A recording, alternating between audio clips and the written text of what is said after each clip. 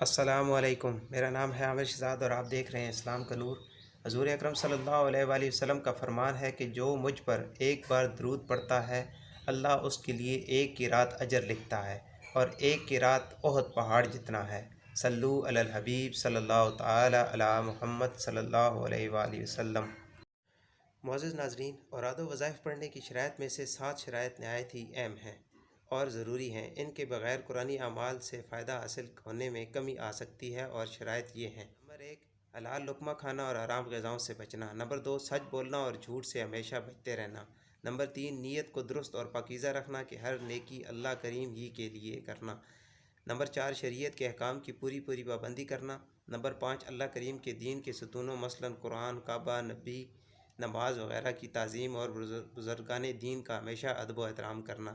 Number 6، جو وظیفہ بھی پڑھیں دل کی حضوری یعنی مکمل توجہ کے ساتھ پڑھنا۔ نمبر 7، جو عمل اور وظیفہ پڑھیں اس کی تاثیر پر پورا یقین اور پختہ عقیدہ رکھنا۔ اگر شک و شبہ ہو تو وظیفہ یا عمل میں اثر نہ رہے گا۔ ناظرین، یہ شرائط جنتی زیور صفحہ نمبر 574 سے میں نے بیان کی ہیں۔